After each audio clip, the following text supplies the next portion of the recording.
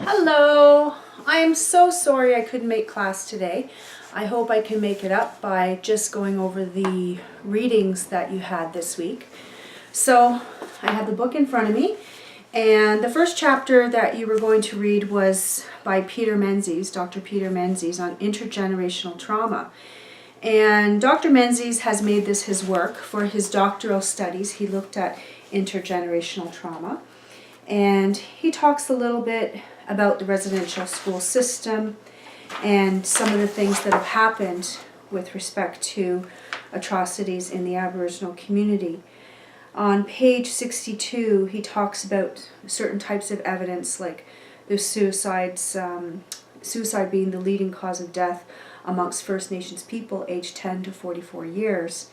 He also talks about Aboriginal women being 3 times more likely to be victims of spousal violence compared to non-Aboriginal women. He talks about alcohol-related deaths amongst Aboriginal people being 6 times greater. Injection drug use, as well as children being in care. He talks about First Nations children in care, but we know that it's also First Nations, Inuit, and Métis. From systemic to personal trauma. So if you try to understand intergenerational trauma, there is a really good, I guess it's an article, it's a research series put out through the Aboriginal Healing Foundation. And it was Cynthia Eskimo Wesley who wrote about intergenerational trauma. And a researcher in the US, Braveheart, she's done a lot of work on intergenerational trauma.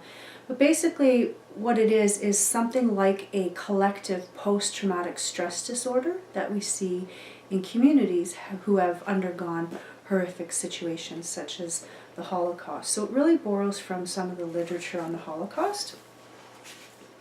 And Peter Menzies provides a definition of intergenerational trauma. There are a couple of definitions out there, and they're more or less somewhat the same.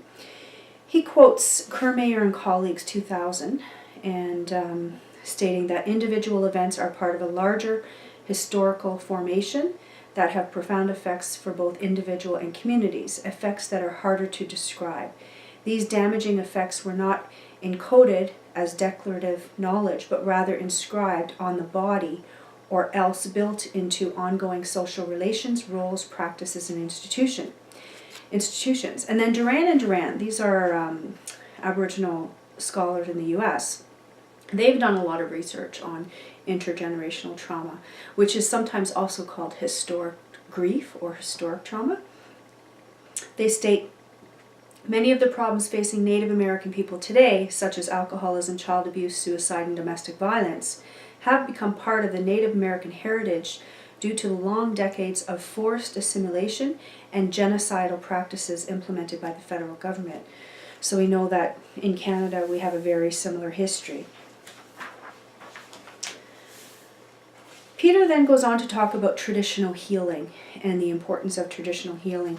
And again, he cites Braveheart. So if you're wanting to do any further research or papers on intergenerational trauma or historic grief, you want to look up Braveheart's work. So he quotes Braveheart 2005. The underlying premise in this healing model rests on the importance of extended kin networks which support identity formation, a sense of belonging, recognition of a shared history, and survival of the group. Clinicians must be trained specifically in the concept of historical unresolved grief. So historical unresolved grief is other key words that you might want to search for if you're interested in looking at this topic, as well as address their own unresolved grief issues. And I think for me, this is something that I think is important with respect to healing in the Aboriginal community, First Nations, Inuit, and Métis. It's about identity, and identity was literally taken away. So taken away with the residential school, and then through child welfare, and even to this day, more and more it's becoming popular or the in thing to be Native or to identify as being Aboriginal. So much so that we have some people who are claiming Aboriginal status who actually don't have any Aboriginal status, because now there's seem to be less stigma associated with being Aboriginal. But for the longest time, it wasn't good to identify. So if you could pass, you would attempt to pass.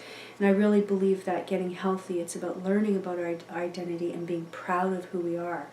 In 2008, I did research at the North American Indigenous Games, and I asked people about cultural pride. Like, what do these games or your involvement in sport and recreation from an Aboriginal perspective, does it increase your cultural pride? And many of the youth said yes, most said yes, either strongly agreed or agreed. So I think identity is really important to look at, and healing from an Aboriginal perspective. So then that takes us to our next chapter, and that's Dr. Michael Anthony Hart, and he wrote about Indigenous ways of helping. He has several books out there, and basically he's talking about healing from an Aboriginal perspective, being in, experiencing, feeling, and understanding the world. He talks about spirit. He talks about the significance of relationships, being respectful of individualism, connection to previous generations, and continued reliance on traditions. And Michael Hart is a very traditional man, and he follows his traditional ceremony. And I firmly believe that, trying to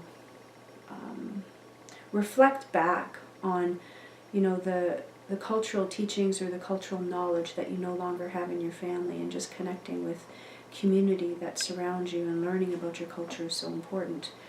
Michael Hart also talks about sharing in community, talks about Indigenous knowledge keepers. So the next chapter is about elders, but I'm going to say a little bit about elders or traditional people or traditional knowledge keepers.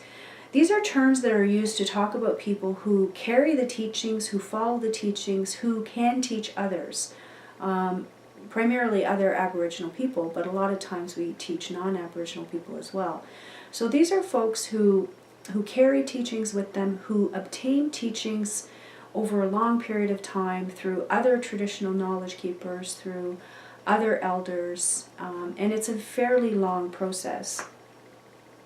And so I'm going to skip a little bit, go through what Hart is saying, and then go to the final chapter again.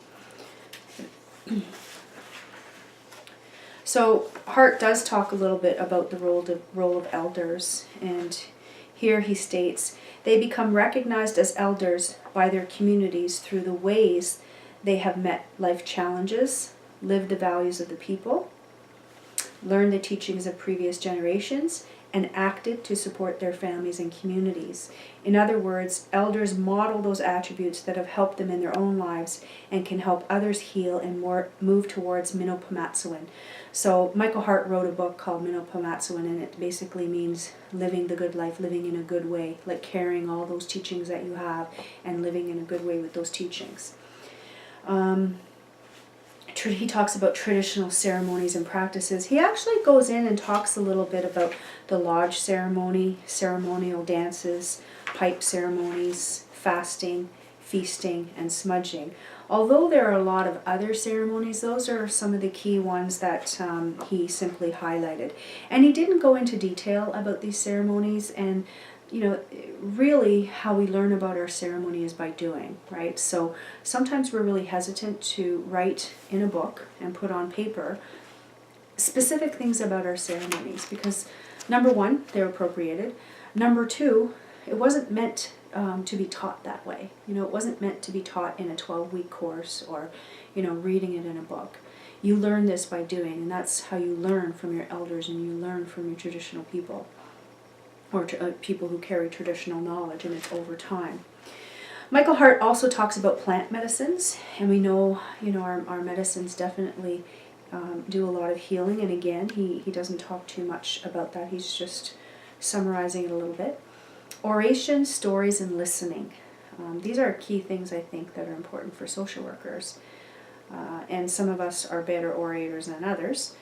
There are many storytellers, but not too many of us simply just listen, and I think we can learn a lot simply by listening, and not just listening with our ears, but listening with our heart and our eyes.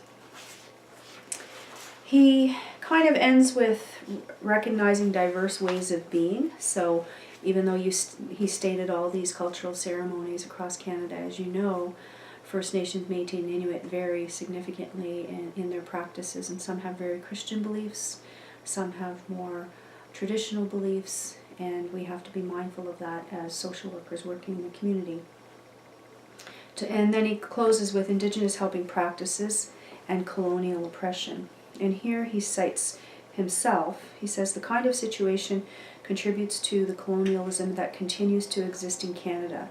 Colonialism is a process through which Indigenous people, so he's providing a definition for colonialism, face the imposition from genocide to assimilation to marginalization of views, ideas, beliefs, and values and practices by other peoples at the cost of our lives, views, ideas, beliefs, values, practices, lands, and resources. It includes when we, as peoples of this land, are stopped, hindered, cajoled, and or manipulated by making decisions about our lives, individually and as a group, because of being a person of a peoples of this land. So I think that's an excellent quote to use in the future. And then finally we have the last article that you were to read by Susan Manitowabe. She's up in Sudbury, I believe, at Laurentian. She wrote about the role of elders in communities, and just going to try to highlight a couple of things that she talks about. She talks about what it means to be an elder. And I really like the fact that she put together some characteristics of elders. So they're well known and well respected, maintain good reputations in the communities, hold specific or specialized knowledge about the traditions, ceremonies, teachings, stories, and legends, and the process of life. They're able to transmit cultural teachings, are able to provide counseling, speak to the nation's language, know their teachings, culture, traditions, and spiritual ceremonies, and live by them, have progressed through all stages of life, although not always, are recognized by the community for their wisdom and ability to help, and have a range of knowledge and skills. That's quite a list to live up to. And even some folks who I know are considered elders in the Toronto area don't meet all of these characteristics, but they're definitely viewed and not always respected by everybody. So I just want to kind of go off on a tangent here. And in Toronto specifically, we don't have one land, one people, right? There's a lot of different First Nations, Inuit, and Métis people who come together. And who we view as our elders also varies. So here I'm talking specifically about elders, not people who are traditional knowledge keepers, or healers, or medicine people. So elders. I mentioned in one of the other classes the Tom Kadijic Council that is run out of the Dodon-Kenosha and the Native Canadian Centre in Toronto. And the Tom Kadijic Council is the council of elders, recognized elders in and around the Toronto area. Many of those elders are passing away now, and there's something happening in Toronto. There are people who are being called elders increasingly, people who might be labeling themselves as elders as well. And it's important to recognize this because people holding that sort of power in our communities can do a lot of damage if they're not really setting out to do things in a good way. So we have to be mindful of that. And you know, if you yourself or if somebody is starting to be called an elder, I think they have to reflect and say, okay, why did this person consider me an elder? Not necessarily take offense to it because you might be older, because it's not just about age, but really reflecting on, you know, these criteria that Susan Manitowabe talks about. So well known.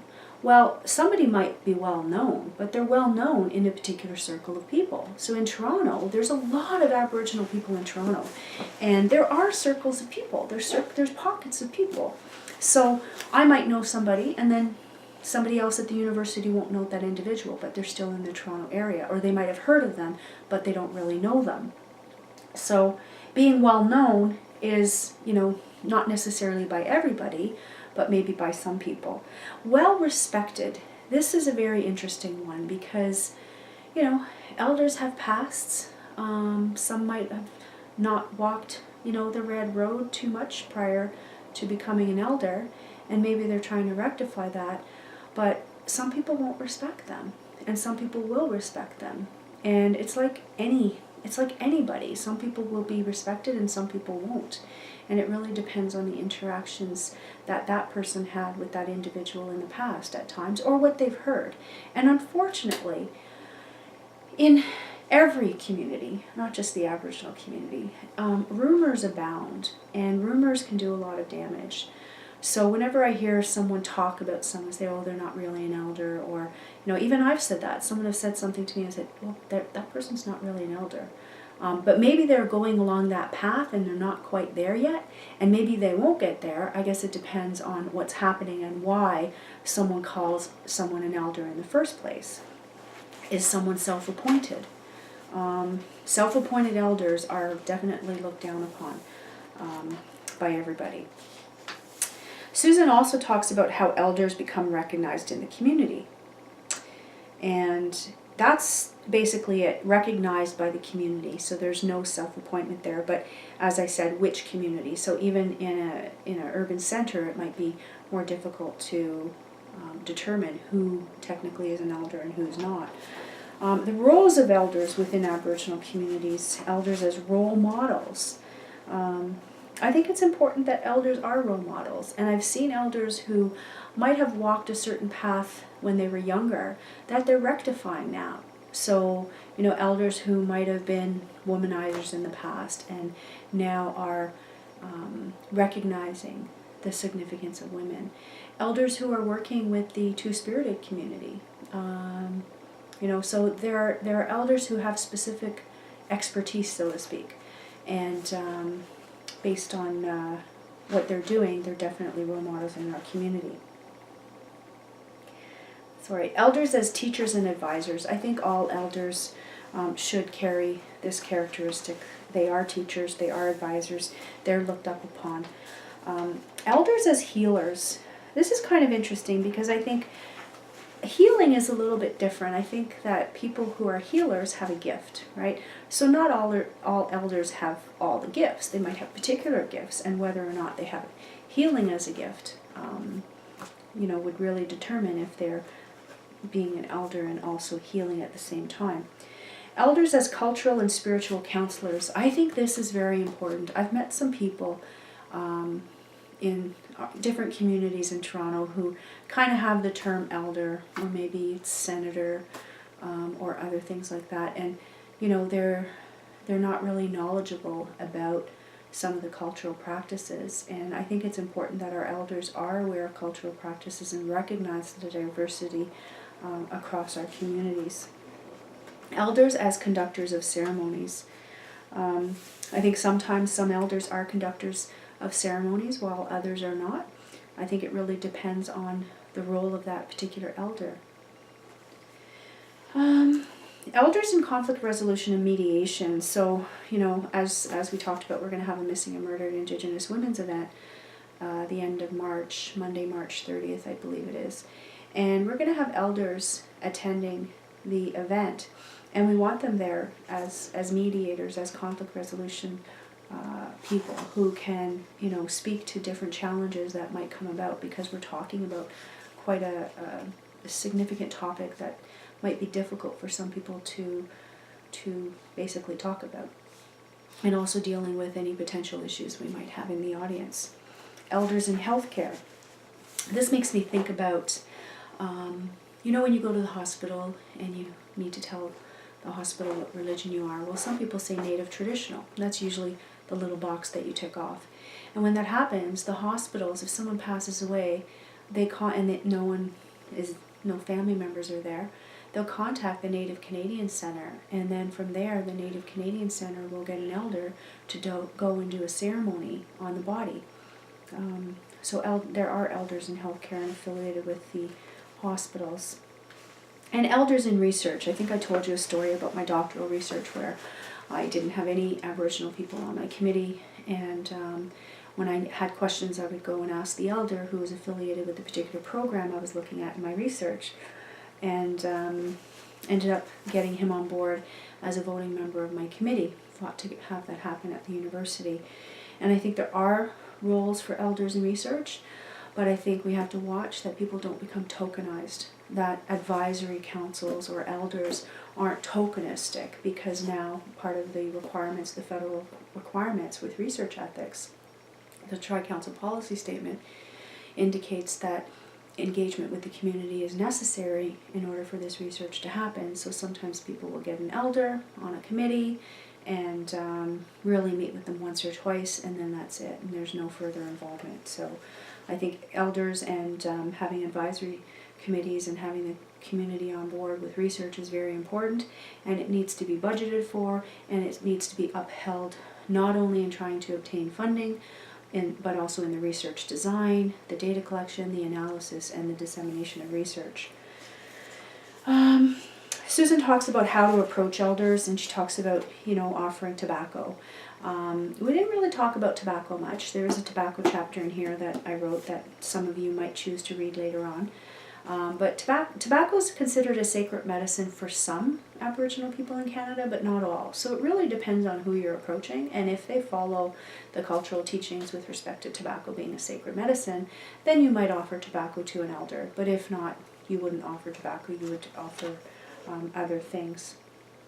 So Susan talks a little bit about tobacco, and I'll let you read that. Let's see. Yeah, so she ends with how to work with elders, so collaborating with agency workers, referring clients to elders, and seeking an elder for personal support. So I think it's important for us to recognize that we do have elders in the community, and that we should be approaching them, particularly Aboriginal people. But if you're, let's say, working in an agency and you have Aboriginal clients, you might advocate for your agency to employ an elder to work with community. So, as a non-Aboriginal person, that could be your role, recognizing that you might have some influence within the organization you work, and hiring elders to come and work with community. So we see a lot of elders who have worked in prisons, and that continues to this day. So perhaps, in the future when you're working at an agency, you can try to advocate that an elder be hired and be compensated appropriately. So that's it. Once again, I apologize I couldn't make class today. I really hope you enjoy Sean Hillier. Sean Hillier is a doctoral student in policy studies, and he'll probably talk a little bit about his research, but he's there today to focus on identity, particularly from his own perspective, being a Status First Nation man from Newfoundland. So, have a good week, and I will see you next week. And I hope that you can, I'll post this on Blackboard, not Facebook. I'll post it on Blackboard, and I'm going to ask you some questions on Blackboard just to, see if there's anything particular issues you had with the chapters that you were to read this week, any questions you might have, any further discussion, and I can be on Blackboard answering those questions. So have a great week. Talk to you later.